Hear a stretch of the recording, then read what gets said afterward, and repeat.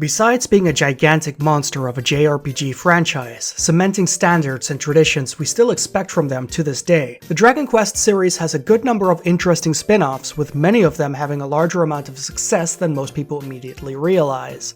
People know about Pokemon Mystery Dungeon. Less people know about the Mystery Dungeon franchise by itself, and less people know it started as a Dragon Quest spin-off starring a character from Dragon Quest IV. In a similar sense, people know about Dragon Warrior Monsters, NX's answer to Pokemon's major success. But not as many people know that the monster capturing element was already there in Dragon Quest V, it just did not occur to the devs to make that a central part of the game at the time. Of the recent games, one of my favorites has been the Minecraft-inspired Dragon Quest builders, giving you more of a focus and a reason to build as you're playing an action RPG with town-building aspects, making the game's adventures feel personalized in the process. Of all the spin-offs though, there's one that stands out to me especially. It's the second game of 3, but of those 3, it's the only one to have been released in the West. Today we're going to talk about Dragon Quest Monsters, Rocket Slime.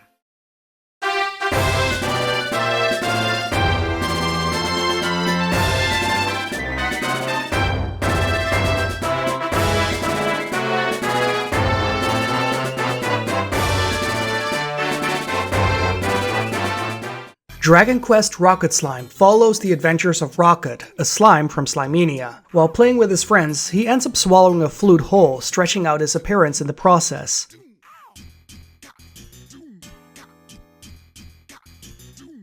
Just as this happens, their town is attacked by a gang of evil platypus monsters known as the Plob, kidnapping every slime, tossing aside anything they don't need, which includes Rocket, as they mistake him for an object in his weird flute shape.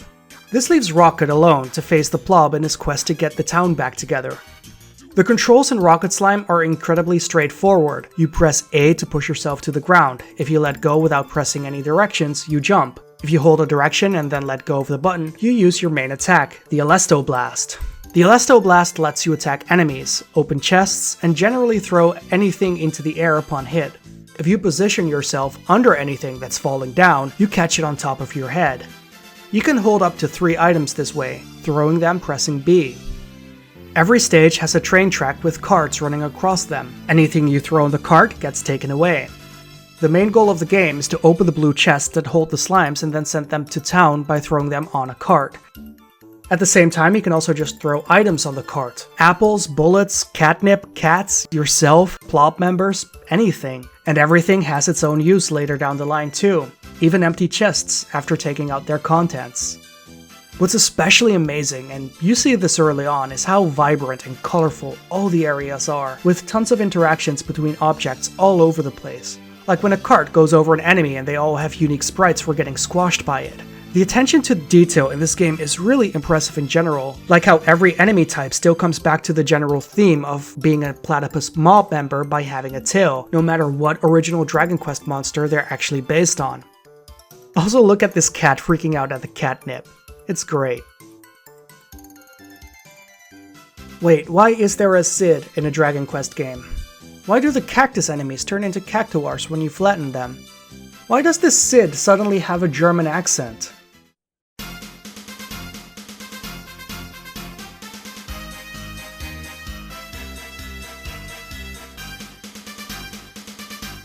What really sets Dragon Quest Rocket Slime apart is its giant tank battles. I say tank battles, but they're really giant mecha. You even summon them using a special whistle to prepare for the big monster battles.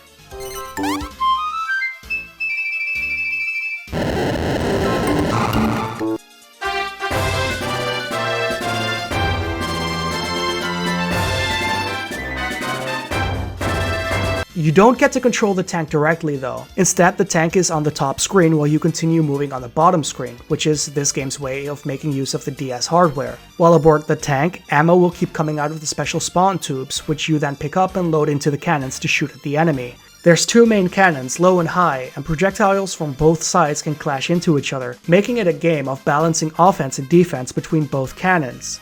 The immediate choices come down to blocking off incoming attacks with the weaker ammo at hand, followed by the stronger stuff after in the hopes of it going through. Although, of course, a lot of the items have different attributes to them.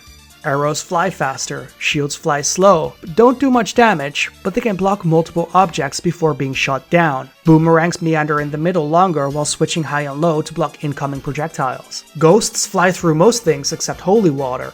It ensures there's at least some choice towards your own loadout, but also gives fights against enemies some variety since most enemy tank builds tend to be gimmicky, focusing on one strategy or another. Besides this, you can fire yourself at the enemy. If you make it in, you can block them from loading ammo into their cannons, break the computers that help them spawn items slowing their ammo gain down, and even just steal items from their own loadout to fire back at them. Of course, this has to loop back into the regular gameplay outside with the tank for things to work as a whole, so how does Rocket Slime fare in that regard? The answer is very well. Slimes that you've sent back to town always send you a letter in the mail afterwards, which always has an item included that you can then use for your tank. The items you fire from your tank are all composed of items you can usually find in the field and send back to town. If not, they can be crafted from those items. Upgrading the HP of your tank also requires ingredients for each step, and there's a lot of steps. A lot of times, you can kinda guess how items will work within the tank sections from how they interact outside of it. Like the bottles of hot liquid that shatter and spread fire everywhere, which do the same thing within the enemy's loading areas if you fire it at them. Or do that when you're trying to pick them up in your tank while grabbing items to load up. You know a bomb is going to blow up upon landing once thrown, and to look out for that in your tank when you've been told to pick them up and throw them to break walls. Like Dogi.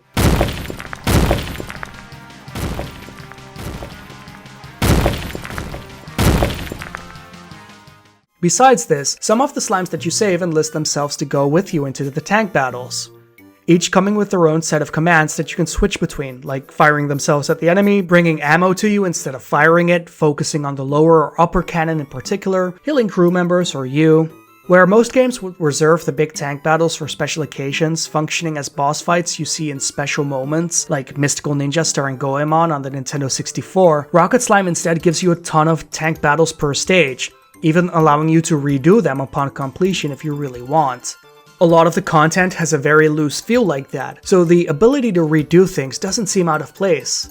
Rocket Slime has a very light tone to it in general, with the writing being full of puns and references to previous games, something that by now we can really expect from a Dragon Quest localization. It never feels annoying or off-putting though, and I think the consistency has a lot to do with it. It's a very bright and cheerful game all the way through, with even the main setup for why Rocket was saved from being captured being a joke in how it's portrayed, or how parts of the town are blocked off by gigantic spiked cannonballs with weight numbers painted on them, to show how many slimes you need to save before they can move it aside, making the town kind of function like the one from Ys 8, now that I think about it. Rocket Slime is also very clearly a kid's game. I don't know if the balance that a lot of the Dragon Quest spin-offs tend to strike intentionally goes for lower difficulties because they're afraid people used to turn-based RPGs might struggle with action games, or if the intended audience is just that much younger than the main series, but either way it works out very well in most cases. Rocket Slime's difficulty and content kind of feels like that of a Kirby game in a lot of ways, where it's very easy and you'd have to go out of your own way to make it difficult to complete. Like the main puzzles that the game throws at you are stacking puzzles where you have to match the objects on top of you with a statue in front of a closed door. It rarely gets harder than that. There are also so many HP upgrades that just keep getting thrown your way, but you'll never really need to use a full row of health for most of the game with how often they throw restorative items in your path. But there is that extra content, and there is that completionist angle, and that'll actually take you a while to complete. A good number of the tank battles are optional, as are slimes that you actually need to save to get to the end of the game. You'd have to go out of your way to find them, and even if you do that, it usually ends up leading to more extra content, with a healthy post-game behind the main story. Pretty much all of it high quality too. If I'd really have to pick a major problem with the game, it's the rival you face for most of it, Slival. He looks like a really cool Meta Knight character, but he's a pushover, even by the main content standards. Since he's a loner, he pilots his tank alone, which means that if anyone goes over to his tank to fight him, the entire thing is left defenseless, which is a bit of a shame with how cool he is. Even Hooli would have made a better rival to fight, and all he does is fire himself out of the main cannons to bang his head against the enemy tank. No, really, that's what he does. Another problem that I have is the alchemy system, based on the crackpot from the then new Dragon Quest VIII, which requires a lot of farming. You often need a really high number of ingredients to craft an item that is likely one of the parts needed for the next crafting step. You don't need to get involved with this aspect for the game's main content, since it's easy enough, but it's especially encouraged for the post-game content. I can forgive problems in pacing in a post-game more easily than a critical path though, since by the time you get to this, you should be invested beyond what the average player wants anyway, so I don't hold it entirely against the game, but I do think it's fair to bring it up. Of all the games that I've played for the channel, Rocket Slime is one of the easiest games for me to recommend. It's lighthearted, charming, has a lot of content that while simple in play, still feels really diverse to experiment and mess around with. If you're really desperate for more slime games, there's always the two other titles on the Game Boy Advance and the 3DS, although unfortunately they never made it over to the West. There was supposed to be a fan translation underway for the GBA game, but it's been so long since the last update on that project. Unless this video revives it through some meme magic, I don't think we'll be hearing about it anytime soon. If you solely want gameplay, they're probably not too hard to figure out, but you're likely going to miss a lot of the natural charm not knowing what's going on. Anyway, this was AboveUp, and this is the first review of an Enix or Dragon Quest game on this channel, huh? I hadn't considered it until I started working on the video. I guess Rocket Slime isn't too strange as a starting point considering the first reviewed Squaresoft games were Saga 1, Romancing Saga Minstrel Song, and then The Bouncer. Now, focusing on Rocket Slime makes a lot more sense than those. Maybe someday we'll actually cover the more known and celebrated games from both Square and Enix? Maybe someday soon. Who knows? As always, this video was brought to you by people supporting me on Patreon. If you would like to become one of the people scrolling on the screen right now, you can head over to patreon.com/AboveUp and I will, see ya.